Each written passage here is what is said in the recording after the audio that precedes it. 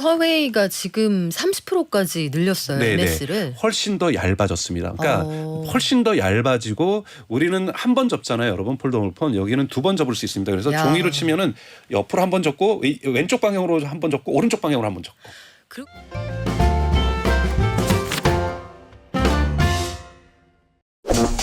오늘 IT 언박싱 메뉴에는 두 가지가 올라와 있네요. 하나는 애플의 카메라가 달려있는 귀마개, 콩나물, 에어팟을 내놓는다고 합니다. 귀에 꼽는데 카메라 왜 필요하지? 이해가 안 가죠. 하지만 이게 굉장히 기니 쓰일 거라고 설명을 하는데 무엇에 쓰는 물건인지 저희가 알려드리고요. 다른 한 가지, 세계 폴더블 폰 시장 1등은 삼성전자인데 중국의 화웨이가 무섭게 따라오고 있다고 합니다.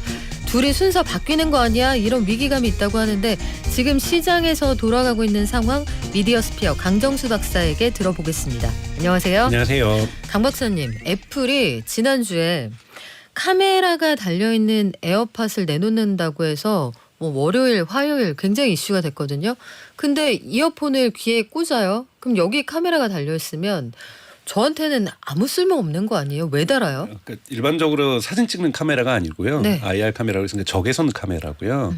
적외선 카메라를 해서 우리가 보통 이걸 가지고 뭘 하냐면 지금도 쓰고 있습니다. 저희가 여러분들 스마트폰에서 페이스 아이디 얼굴 인식해 가지고 뭐 비밀번호 대신 하고 있잖아요. 그런 그때 쓰는 것이 이제 IR 카메라라고 해서 적외선 카메라인데 이 적외선 카메라를 단다는 거고 이렇게 됐을 때는 요즘 여러분 비전 프로에서 경험해 보지는 못하셨지만 많이 동영상에서 보셨겠지만 이렇게 손을 이렇게 터치를 하면은 이 손을 인식해 가지고 명령을 하는 것처럼 우리의 손동작을 이용해 가지고 예를 들면 조금 에어팟에서 뭔가 이해를 한다든지 요번에 사실 또 소프트웨어를 업데이트하면서 에어팟 버전 3 지금 쓰고 있는 버전 3 최신형 같은 경우에는 요번 올가을에 버전이 그 소프트웨어를 업데이트하면은 전화가 왔을 땐 고개를 끄덕이면 됩니다. 과거에는 여기를 여러분 두 번 터치하거나 한 번씩 터치를 했었어야 되잖아요. 네. 에어팟을. 이걸 갖다 고개만 끄덕여도 이제는 반응을 해서 전화를 받을 수 있게 해주는 것처럼 카메라가 달려있으면 이것이 좀 더 정교해집니다. 정교해지고 그리고 예를 들자면 제가 어떠한 공간에 들어갔는지에 따라서 앞에 예를 들자면 우리가 뭐 지하철에 들어가서 천장이 좀 더 낮다라고 얘가 느꼈을 경우에는 IR 카메라로 소리를 조절할 수가 있죠. 그래서 훨씬 더 공간형 이 오디오를 즐길 수가 있는 겁니다. 조금 더 야외로 나갔다고 했을 때 이 적외선 카메라가 거리를 측정할 수 있거든요. 네. 이 둘러싸고 있는 환경 자체가 대단히 큰 공간에 들어왔다고 하면 거기에 맞는 음향 그리고 제가 방에 들어와 가지고 좁은 공간에서 듣는다. 이불 속에 들어가서 조그만 곳에서 듣는다. 그러면 이 거리감 속에서 제가 어디 속에 위치했다는 걸 추론을 해서 추정을 해서 거기에 맞는 사운드를 들려준다는 면에서 훨씬 더 소리에 대한 체험이 달라질 수 있다는 부분에서 장점이 있을 수 있습니다. 그래요. 그리고 애플 본사의 설명을 좀 들어보면 앞으로 증강현실 시대에 화면을 볼 때 이 공감각적 심상을 극대화할 수 있다.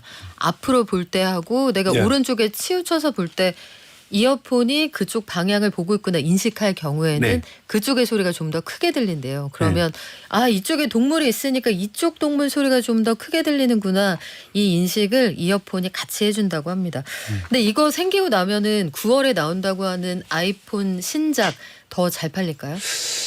아이폰 신작은 에어팟하고는 관계없을 것 같고 이 에어팟은 지금 현재 한 기자가 추론을 한 거거든요. 그러니까 이 흔히 말하는 1차 벤더들, 2차 벤더들에게서 이런 IR 요소가 카메라 요소가 들어가고 있는 에어팟을 만들고 있다는 것을 해가지고 특종을 해서 이것이 블룸버그에서 보도가 된 거지 애플이 공식적으로 이거를 갖다가 언제 내놓겠다고 얘기는 해놓고 있는 것은 네. 아니에요. 그래서 아이폰 16에서 많이 팔릴 거라고 보지는 않고요. 아이폰 16은 이제 흔히 말하는 지난번에 제가 말씀드렸던 것처럼 이 AI가 네. 운영 체제까지 결합된 이러한 부분에서의 서비스로 그리고 정말 똑똑해진 시리를 내놓는다는 부분에서 사람들이 이 아이폰을 대체하려고 하는 즉 14라든지 13이라든지 또는 15소 프로가 아닌 분들은 나도 똑똑한 시리를 가지고 싶어. 이래서 이제 교체 수요가 많이 발생할 수 있다는 부분에서 어느 정도 교체 수요는 크게 발생할 수 있을 거라고 보고 있어요. 왜냐하면 최근에 이제 나왔던 연구에 의하면 아이폰을 평균적으로 갖고 계신 분들이 4년이 넘기 시작했어요. 그러니까 이 과거엔 여러분들 피처폰 시대에는 저희가 대한민국 같은 국민들 같은 경우는 0.75년이었거든요. 1년도 안 돼서 휴대폰을 바꿔주셔면 사업자들은 이 녹아나는 겁니다. 너무 자주 팔리니까요. 근데 지금 스마트폰이 점점 좋아지면서 이제 2년마다도 교체를 안 하시는 거예요. 근데 이제 AI 폰이 나오면 AI 폰이 되는 것과 안 되는 폰이 있기 때문에 AI 폰으로 대한 교체 수요가 대단히 크게 발생할 거라고 보고 있는 거고 오히려 그 부분에서의 방점이 있는 거고 에어팟은 계속 그냥 진화하고 있다. 이렇게 보시면 될 것 같습니다. 그래요. 지금 한국에서 에어팟에 카메라 달린다고 하니까 카메라 모듈 업체들이 월요일, 화요일 시세가 꽤 많이 나왔거든요. 아하. 이 양산이 내년하고 내후년이니까 지금 계획이 일단 그렇습니다. 그러니까 아직까지 너무 성급하게 카메라 모듈 쪽으로 또 막 달려가야지 요럴 때는 조금 이르다 요 말씀 같이 드릴게요. 그리고 비전 프로 이 되게 비싼 고글 있잖아요. 이거 너무 비싸서 팔릴까요? 이 얘기 꽤 많이 나눴는데 2월에 미국 판매 시작했고 지난달에 중국, 홍콩, 일본, 싱가포르에서 공식적으로 출시가 됐습니다. 네. 시장 반응 어떤가요? 우선은 그 가격이 조금 비싼 부분이 조금 특이한 점이고요. 중국이 오히려 미국보다 더 비싸게 나오고 그래요? 있는데요. 우선 좋은 점은 뭐냐면 중국 친화적인 그러니까 비전 프로에 쓸 수 있는 앱들을 많이 만들었어요. 우선 타오바오라고 해서 우리 식으로 하면은 쿠팡과 같은 원래 알리익스프레스 같은 이러한 서비스죠. 이러한 타오바오라는 이 구매 앱이 비전 프로에 들어갔고요. 그리고 두인이라고 해서 원래 틱톡의 중국 버전이죠. 이 부분도 들어갔고요. 그래서 사실상 텐센트도 들어갔고 그러니까 라이브라든지 우리 식으로 하면 유튜브도 들어갔고요. 사실은 비전 프로에는 유튜브가 안 들어갔거든요. 넷플릭스도 안 들어갔고요. 근데 그런 거에 비해서 중국 같은 경우에는 영상 서비스 대부분들이 비전 프로에 들어갔습니다. 그렇기 때문에 훨씬 더 미국에서 비전 프로를 쓰는 것보다 중국에서 비전 프로를 쓰면은 쓸 수 있는 앱들이 많아졌다는 부분에서 돈값 하겠네요. 네, 거기서. 돈값을 할 수 있다는 부분에서 매력도는 좀 더 있을 거라고 보고요. 물론 이제 시장 전문가들 볼 때는 이렇게 해도 그리고 이제 7월 달에는 이제 올림픽과 함께 유럽에서도 판매를 시작을 하거든요. 그래서 사실은 이제 대부분의 나라에서 판매를 시작함에도 불구하고 올해 예상했던 판매량이 80만 대였는데 지금 전문가들은 40만 대에서 45만 대 정도가 팔릴 거라고 해서 한 50%의 성과를 낼 거라고 보고 있어요. 기대에 많이 못 미치네요. 많이 못 미치는데요. 이 정도만 팔아도 워낙 고가기 때문에요. 15억 달러입니다. 이게 한 대, 이거 뭐라고 해야 되죠? 한 대예요? 네. 한 개예요? 한 개. 이게 뭐 3,500달러입니다. 한 대에 중국에서는 심지어 4,128불에 팔리는데 네. 굉장히 비싼 거죠. 그렇죠. 그렇기 때문에 이 40만 대만 팔려도 1,400, 900달러, 그러니까 15억 달러가 그러니까 15억 달러의 매출에 여러분 15억 달러면 1조가 넘네요. 1조가 넘는 돈이잖아요. 그렇죠. 그러니까 애플은 40만 대만 팔아도 그래서 별로 애널리스트들이 실망하지 않는 겁니다. 사실은 우리는 더 적게 팔릴 거라고 그랬는데 그래도 반타작한 게 어디야. 이거 사는 사람이 있어. 이런 사는 반응이에요. 사람이 있네. 40만 대나 그래도 팔리네. 그래서 애플 같은 경우에는 이걸 갖다가 지금 속도를 더 내지는 않기로 했어요. 원래 비전 프로를 내년에는 좀 더 업그레이드해서 좀 더 가볍고 뭐 좀 더 성능이 좋은 걸로 만들기로 했었는데 좀 전략을 바꿔서 조금은 저렴한 버전을 만들겠다라는 지금 전략을 바꾸고 있는데요. 애플이 지금 이번에 WWDC 6월 달에 있었던 그 행사를 통해서 좀 더 AI에 집중하겠다. 비전 프로는 천천히 가겠다. 이런 식의 어떤 전략 수정을 하는 거기 때문에 지금 우선 시장을 확대하고 있고 어느 정도 40만 대만 팔려도 사실은 애플 입장에선 손해보는 장사는 아닌 그런 지금 형태로 가서 우선 전 세계로 깔면서 거기에서 중국에서는 어떤 반응이 나오는지 유럽에서는 어떤 반응이 나오는지 미국에서 어떤 반응인지 이런 소비자들의 반응들을 점검하면서 좀 이렇게 안전하게 지금 시장을 확대하려는 전략을 가져갈 거라고 보고 있습니다. 그리고 삼성전자가 잠정 실적 내놓고 나서 컨퍼런스 콜 하고 오는 10일에는 신형 버즈를 공개를 합니다. 삼성전자가 사실 웨어러블 시장에서 애플에 많이 밀렸잖아요. 네. 그동안. 근데 웨어러블 시장에서 이거 좀 치고 나갈 수 있는 기능이 추가된다거나 이렇게 기대되는 게 있어요? 그러니까 삼성전자의 가장 뼈아픈 거는 소프트웨어와 하드웨어가 분리된 것에 있습니다. 삼성은 사실은 하드웨어 중심으로 그동안 그렇죠. 왔죠. 그렇게 됐죠. 예를 들자면은 뭐 스마트 링을 이번에 내놓고 버즈도 내놓고 그 다음에 스마트 워치도 좀 업그레이드를 하고 하는데요. 이 업그레이드를 할 때마다 사실 OS가 같이 운영 체제가 같이 업그레이드가 돼줘야 되거든요. 근데 구글이 그 호흡을 안 맞춰줘요. 왜 안 맞춰줘요? 그러니까 왜? 왜냐하면 구글은 그래서 사람들이 요즘 많이 비판하는 게 구글도 하드웨어를 폴더블을 지금 만들긴 합니다만 네. 픽셀이라는 스마트폰을 팝니다만 사실 의미 없고 네. 일본에서만 조금 팔리잖아요. 네, 그래서 전 세계 시장 점유율 1%거든요. 그렇죠. 그러다 보니까 여기에 대해서 계속 업데이트를 하면은 빨리 그 안드로이드 운영 체제를 빨리 업데이트해야 되겠다는 자기의 필요성을 느끼는데 물론 구글은 운영 체제가 대단히 중요합니다. 왜냐하면 거기에서 구글 플레이 속에서 파는 일종의 앱 팔아가지고 수수료 30% 받는 것이 대단히 장터잖아요. 네. 장터 제공자. 그렇죠. 그런데 네. 이 소프트웨어와 하드웨어가 분리돼 있다 보니까 구글 또한 템포가 빠르지 않은데 삼성은 되게 빠른 거예요. 왜냐하면 애플하고 경쟁하려다 보니까 계속해서 업데이트를 하는데 운영 체제는 쫓아오질 못하는 거죠. 아이고 속 터지겠다. 장사하는데. 이번에 네. 에어팟 버전 3 같은 경우에는 운영 체제의 소프트웨어만 업데이트를 했더니 고개만 끄덕여도 전화를 받을 수 있게 됐는데 과거에는 여기를 직접 콩나물을 만졌어야 되는데 네. 이런 식의 운영 체계 업데이트를 통해서 못 쫓아가니까 삼성이 속으로는 진짜 속이 아마 지금 새까맣게 탔을 거예요. 아, 자기는 막 달려나가고 싶은데 그렇죠. 옆에서 못 따라주면 열불나죠. 그렇죠. 그래서 네. 버즈 자체가 잘 만들었고 기능적으로는 좋은데 여기에 AI 기능들이 첨부되느냐 아니냐는 안드로이드가 결정한 문제이기 때문에 삼성으로서는 조금 더 기다려봐야 될 것 같고요. 그래서 삼성은 뭐 어차피 요즘은 삼성이 이제 꾸준히 팔리는 것보다는 여러분 7월 10일 잡은 이유도 파리 올림픽 기간인 거고 그래서 지금 이 버즈뿐만이 아니라 폴더블폰 신형폰을 네. 발표하는 것도 파리의 루브르 박물관이잖아요. 그래서 이 초기에 한번 쭉 팔아보겠다라는 것. 왜냐하면 경쟁이 이제는 애플만 하고 있는 것이 아니라 특히 폴더블폰 같은 경우에는 지금 하웨이의 그 중국 시장에 그 쫓아오는 네. 속도가 너무나도 빠르잖아요. 안 그래도 그래서 오늘 폴더블폰 얘기를 준비를 하셨는데 네. 갤럭시 언팩에서 이번에 최대 관심사 갤럭시 Z 폴드 6하고 Z 플립 6 이번에 이거 가지고 승부를 못 내면 삼성이 HBM도 늦어 폴더블폰에서도 밀려 이러면 큰일 나잖아요. 요번에 뭐 비장의 무기가 있을까요? 그러니까 이 Z 폴드 폰을 우선 삼성의 목표를 여러분 보시면 이걸 가지고 1억 대를 팔겠다는 건 아니에요. 삼성전자 사람을 제가 얼마 전에 우연히 만나서 이 얘기를 들어봤는데 한 1,000만 대 정도만 팔면은 초기에 왜 이렇게 소박해졌어요? 이렇게 되는데 네. 1,000만 대는 팔 수 있을 것 같다. 그런 이벤트 효과가 있기 때문에 이제는 이걸 가지고 시장이 지배사업자가 될 수가 없는 것이 여러분 지금 물론 삼성이 2023년 기준으로 볼 때는 전체 전 세계 폴더블폰 시장의 점유율이 50%입니다. 과거에는 2022년에 80%였어요. 그러니까 80%에서 작년에 50%로 축소됐는데 이것만 지켜내도 삼성은 선방하는 겁니다. 왜냐하면 하웨이가 지금 전체 지금 30%를 차지하고 있는데요. 되게 바로 바짝 2등을 쫓아오고 있잖아요. 아니 중국 화웨이가 지금 30%까지 늘렸어요. 네네. NS를. 훨씬 더 얇아졌습니다. 그러니까 훨씬 더 얇아지고 우리는 한 번 접잖아요. 여러분 폴더블폰 여기는 2번 접을 수 있습니다. 그래서 야. 종이로 치면은 옆으로 한 번 접고 왼쪽 방향으로 한 번 접고 오른쪽 방향으로 한 번 접고. 그렇게 그래서 하면은 이렇게 이 일종의 꽈배기처럼 액정이 그 견뎌냅니다. 남아내요. 견뎌냅니다. 그래요? 그래서 삼성도 곧 그래서 2번 접는 걸 내놓겠다. 뭐 이렇게 얘기를 하고 요즘은 가로 접기, 세로 접기 그래서 다양한 방식으로 접고 아 있잖아요. 이게 무슨 오리가미도 아니고. 근데 그만큼 네. 디스플레이 기술이 좋아졌다는 겁니다. 그렇군요. 그래서 중국도 여기까지는 쫓아오고 있다라는 거고 그러다 보니까 사실 이거는 미국이나 유럽에서는 잘 안 팔려요. 아시아에서 많이 팔리고 있거든요. 아 그것도 궁금했어요. 저는 폴더블폰 쓰고 있거든요. 네. 최초로 삼성이 내놨을 때 왜 해외 인플루언서가 이거 내가 써봤는데 그 모서리가 벗겨진다 이런 리뷰했을 때도 저도 받아서 시제품을 써봤는데 저는 전혀 문제가 없었단 말이에요. 네.